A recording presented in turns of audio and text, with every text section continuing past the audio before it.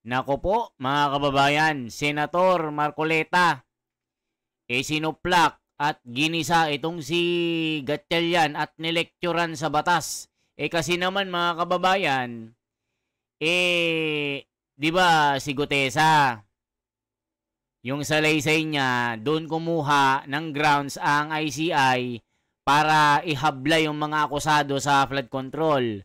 So dito naman po sa salaysay ni Saldico, yung mga binulgar doon ay dito rin kumuha ang ICI. So ang tanong, bakit si Saldico may warrant of arrest na at si Martin Romualdez ay wala pa? Ito po yung ipinaglalaban ni Senador Marcoleta na itong si Gatchalian may something. Panoorin nyo mga kababayan paano busalsalin ang isang Gatchalian kasi nga wala din alam sa batas ito eh. Panoorin po natin sabay-sabay mga kababayan. Ito intro lang po ito. Ipapakita ko yung buong video paano mangiyak-ngiyak si Gatchalian dito. Panoorin po natin. Mr. President, narinig ko rin po kanina na si Mr. Saldico ay meron ng warrant of arrest. Tama po. Bakit po si dating speaker wala pa? Wala pa hong kaso sa Sandigan Bayan, Mr. President. So, yung kay Saldico, ang pagkaalam ko ho, ito yung mga unang kasong ifinalo sa kanya. Ang alam ko po, isa sa ginamit po na katibayan ng pagsasampa ng kaso ay sworn statement ni Orly Gutesa, President. Aming salamat po. Thank you. Hindi po ba ninyo ginamit yung kamakailan lang ay pagpapahayag ni Representative Saldico na ipinadaan niya sa kanyang mga video recordings? Well, Mr. President, una-una hindi ho yung sworn statement at sa video recording lang ho niya ginawa. So wala hong saysay ho yung kanyang sworn statement. Wala pong saysay yung kanyang statement, hindi pala siyang sworn. Sorry, Mr. President. So yan mga kababayan. Ano bang sinabi ni Senador Marcoleta dito? Ano bang kanyang paliwanag? Panoorin po natin mga kababayan. Kasi may paliwanag dyan si Senador Marcoleta. Ito po, masusupalpal dito si Gatchalian. Tignan nyo po mga kababayan. Kasi parang may something dito eh. Para bang bakit si Saldico may warrant of arrest? Naging fugitive na. Tapos si Martin Romualdez wala pa. Wala pa daw kaso sa Sandigang Bayan. Wala daw sinumpaan na salaysay o sworn statement itong si Saldico. Kaya yung mga sinasabi sa pasabog sa FB, wala daw saysay. Kailangan daw mapanumpaan ito. Aba, ito na po mga kababayan, panoorin po natin paano buljakin ni Senador Marcoleta itong si Gatchalian. May something dito eh. Yun yung sabi ng komento, hindi po ako ha. Nagbabasa lang po tayo. Galing po kay Tomas ng San Fernando, Pampanga. May Kenny, Gatchalian, may something Kenny. Naku po mga kababayan, matindi. Ito na po. Baka may katotohanan naman. Hindi po natin sinasabing walang katotohanan o may katotohanan. Nasa sa inyo po kung mag-i-initiate po kayo ng evaluation sa kanyang mga paghahayag.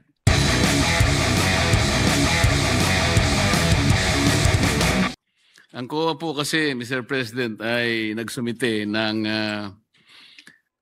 listahan po ng newly uncovered fraudulent flood control project sa Bulacan, totaling hundreds of millions of pesos in supposed public works that either do not exist or were implemented in entirely different sites.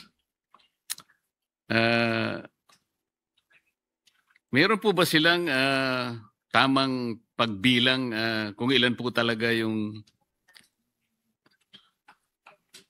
nabilang na ghost projects sa Bulacan, Mr. President?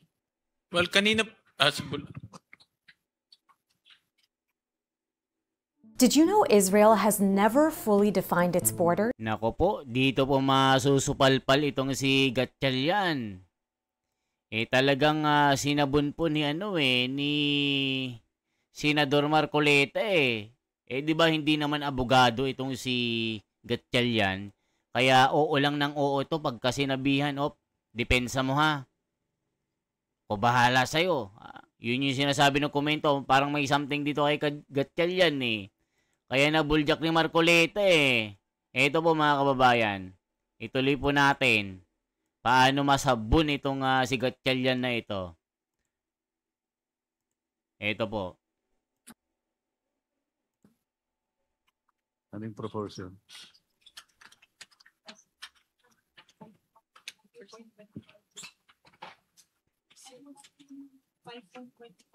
Identified na ghost projects is 8,500.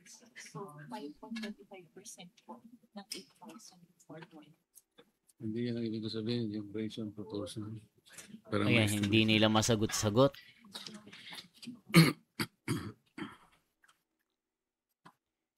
Ayan na, nangamote na ang mga... Nako po.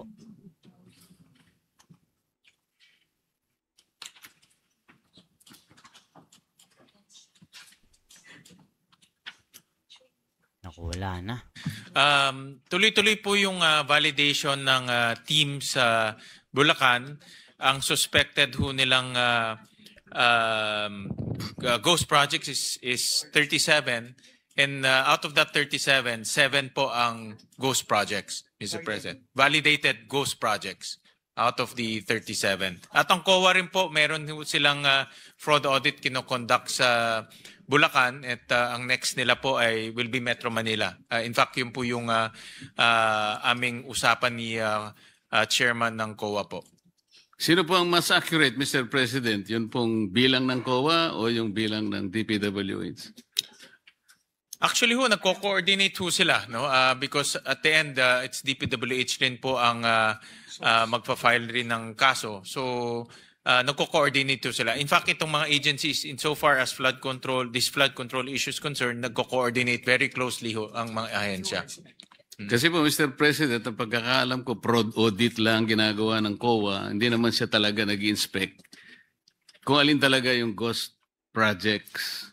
Kaya maaaring hindi siya mabuting basihan kung ang pag-uusapan yung pagtansya o pagbilang ng tamang bilang ng lahat ng masasabi nating ghost flood control projects. Yung fraud audit po, Senator Marcoleta, ay composite team ang binuo ng COA and ng DPWH. So meron hong tao ng COA, meron din tao ng DPWH. Kasi yung technical side ho is really importante po ang DPWH dahil mga civil engineers ho yan.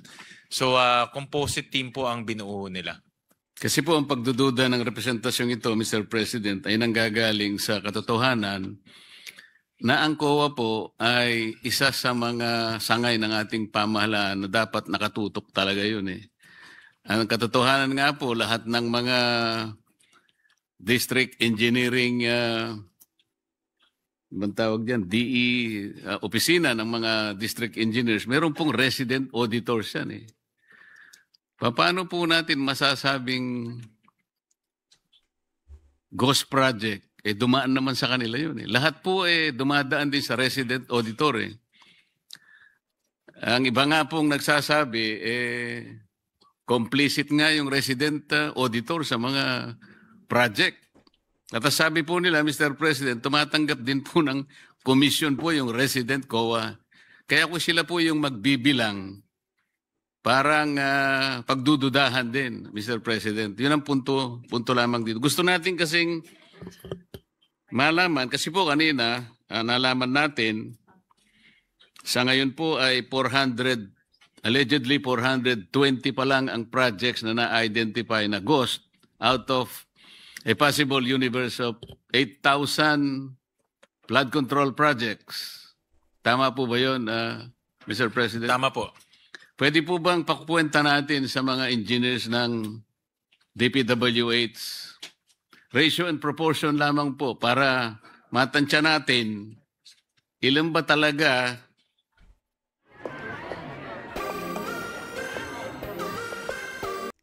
Yan na, mga kababayan.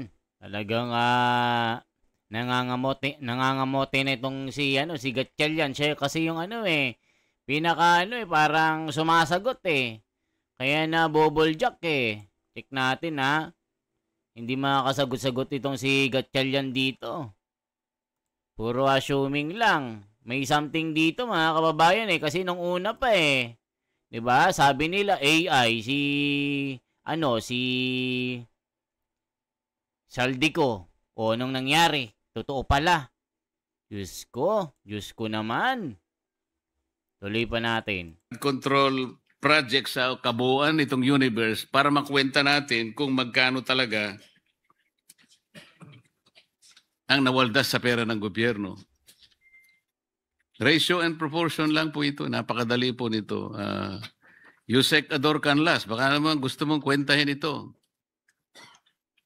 Kanina po yung sagutin ko lang po yung unang katanungan. Ang COA bumuo ng Special Fraud Audit Team. So ito po ay nanggaling po sa COA Central.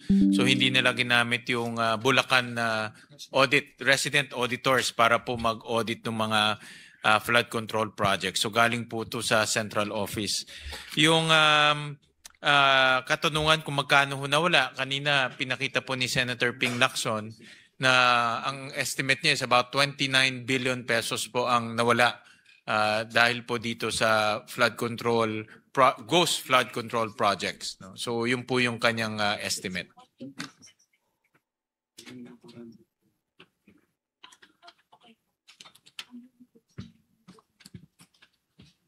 Ano po ang kwenta ninyo, Yusek? Galing po kanina kay Senator Ping Lacson, ang estimate niya about 29 billion po ang kanyang Hindi estimate. po, yung 420 yun eh. Ang katumbas po ng 420 na so far nakukwenta natin ay 29.75 billion. Tama po. Ngayon po, 8,000 po yung bale pinagkukunan natin ang possible final number of all ghost projects. Kaya sabi ko kay Yusek, pakikwenta mo, 420 divided by 8,000 x over 29.75, bilang po yun?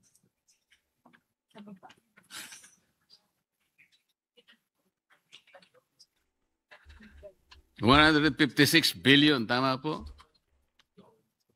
156 billion. Yeah, tama ho. O yan po yung po pwedeng mangyari kung sakasakaling 8,000 lang. Baka umabot naman kasi ng 10,000 po eh. Kaya lalaki at lalaki po. 100, yan ang potential po, 156 billion. Yes, Mr. President. Correct. Kanina po, sa pagtatanong po ng mga naunang kasama natin, Mr. President, ay nasabi yata ng ating secretary na ang DPWH po at saka ang ICI ay nagsama para magrekomenda po ng pagpapile ng plunder and other charges against former President Saldico and former Speaker Martin Romualdez sa opisina ng Ombudsman. At ang pinagbasihan po ninyo, kung tama po ang aking pagkakadinig, Mr. President, ay dalawang bagay. Yung 100 billion worth of government contracts secured by SunWest from 2016 to 2025 at saka yung statement po ni Orly Gutesa. Tama po ba yun, Mr. President? Tama po, Mr. President. Among others, pero tama ho kayo. Ngayon po, Mr. President, narinig ko rin po kanina na si Mr. Saldico ay meron ng warrant of arrest. Tama po. Bakit po si dating speaker wala pa? Wala pa hong kaso sa Sandigan Bayan, Mr. President. So, yung Akala kay ko po- Saldico, ang pagkaalam ko ho, ito yung mga unang kasong ifinal ho sa kanya. Ang alam ko po, isa sa ginamit po na katibayan ng pagsasampa ng kaso ay sworn statement ni Orly Gutesa. Ang statement po ni Orly Gutesa sa aking pagkakatanda, Mr. President, meron pong 3 pangalan. Ang natatandaan ko pong nabanggit doon. Una, yung pangalan ni Representative Eric Yap. Pangalawa, yung pangalan ng dating Representative Saldico. At pangalan ng dating Speaker Martin Romualdez. Ang sabi po ng mga Amerikano, Mr. President, the sauce for the goose is the sauce for the gander. Bakit parang, ba't po hindi nagsabay? Yung kay case po ni Zaldico po, ito po yung mga naunang kaso. If you remember po yung inspection ni Secretary Vince at kasama po si Governor Bons Dolor sa Mindoro. Ito po yung naging basehan po ng pag-file ho nila ng case. Final ho nila to sa Ombudsman September 29. So mas maaga po itong kasong to. So ito pong pangalawa, Mr. President, itong pinagsamang pagsusulong ng asunto ng DPW at ICI, kasama na po yung dalawa uli, Speaker Martin Romualdez at saka si Saldico. Ito po ay final po ng ICI sa Ombudsman. Andun na po sa Ombudsman ngayon. Yun nga po, kasama ang DPWH. Yes, kasama po. So inaasahan po ba ng DPWH na magkakaroon din po ng issuance ng warrant of arrest dahil isa po ang ginamit po ninyong dokumento? So I think from that moment, our space is so... So yun yung sabi ni Senador Marcoleta. Kung ang pinagbatayan pala ng kanilang grounds para bigyan ng warrant of arrest itong si Saldico dun sa sworn statement ni Orly Gutesa, bakit si lang ang nabigyan? Di ba mga kababayan, yun yung inaano ni Senator Marcoleta. Di ba? Kung sino yung mga binanggit doon, bakit si Saldico lang? Di ba mga kababayan?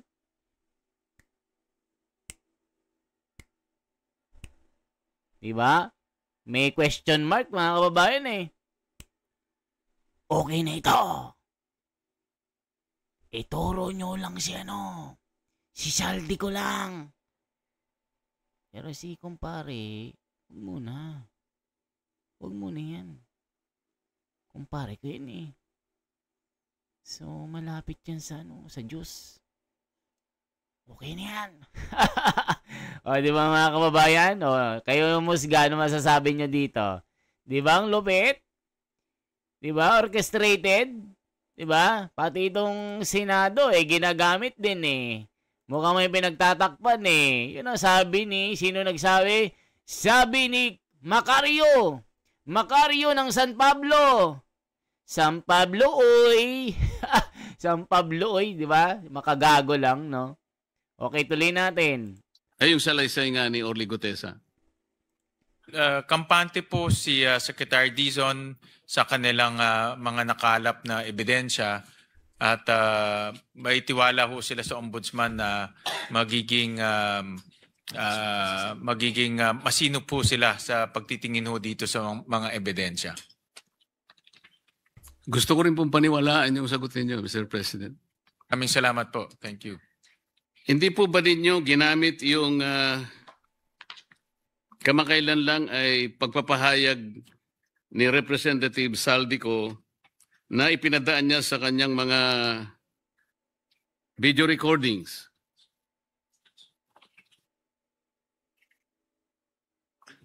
Well, Mr. President, una-una hindi ho yung sworn statement at sa video recording lang ho niya ginawa. So wala hong saysay ho yung kanyang sworn statement. Wala pong saysay yung kanyang statement. Hindi pala siyang sworn. Sorry, Mr. President. Pero, Mr. President, kung inyo pong susuriin yung Republic Act 6770, ito po yung charter ng Ombudsman. Kung tawagin po yung Ombudsman Act of 1989, dito po sa Section 13 ng batas na ito, Mr. President, sinasabi po na the Ombudsman and his deputies as the protectors of the people shall act promptly as complaints filed in any form or manner. Hindi po sinasabi rito, Mr. President, na kinakailangan nakanotaryo. Kasi baka mamaya peki na naman ang nakuha niyang notaryo. So kahit na walang notaryo, in any form or manner, sa ibang mga desisyon nga po o aksyon ng ombudsman, kahit na anonymous po yung letter pinapatos po ito po hindi po letter, hindi anonymous letter, siya po ay nagpahayag sa kanyang mismong Facebook page. Hindi po ba ninyo naisip na baka pwede ninyong i-fact-check naman? Baka may katotohanan naman. Hindi po natin sinasabing walang katotohanan o may katotohanan. Nasa sa inyo po kung mag-initiate po kayo ng evaluation sa kanyang mga paghahayag. Meron na po ba kayong nagawang ganong aksyon, Mr. President? Mr. President, Senator Marcoleta, ito po ay nasa discretion na po ng ombudsman at sila po ang meron pong kapangyarihan kung gustuhin ho nilang imbestigahan o i-pursue itong ganitong mga statements. So, nasa kanila na ho yun. Alam nyo, Mr. President, nung isang araw lang, nandyan ang ombudsman. Akalain yung nakalimutan kong itanong yun. Wala pa ho yung video. Hindi po, maraming video na yung siya. mga naunang video. Yung mga naunang video, siguro may 3 video na po. Kasi yung mga nilabas niya may pang-4, pang-5. Pero merong unang 3 na Kaya lang nung sabihin ninyo na magkaibigan naman kayo Nawala ngayon sa isip ko na itanong. Mr. President? Baka baka di lang ho kayo nag-almusal o Siguro nga po, dahil sa maaga ho gutom kasi, siguro, maaga ho yun maaga. Mr. President, kanina po ay totoo po na parang nakaka-confuse, nakakagambala kung ano nga talaga yung distinction ng CPAG at saka BIP. I made there to offer an explanation kung inyo pong mga marapatin, Mr. President. Yung BIP po naragdag po doon sa sinasabing mga convergence programs Ito po kasi ay paraan para isatisfy yung Garcia-Mandanas ruling ng Korte Suprema. Kung hindi po ako nagkakamali, ito po ang approach na ginagamit para sa ganoon mailatag po. Para hindi nagko-complain po yung mga local government units. Sapagkat, sa totoo lang, sa ruling po, kailangan may karagdagan silang ira. Ang ngayon ay tinatawag na nata. Pero sa totoo lang, sa dami po ng devolution na hinihingi naman po, hindi nila talaga mapapanagutan. Tama po, Mr. President? Posible ho yun. Posible. This holiday season, I'm going to be giving y'all.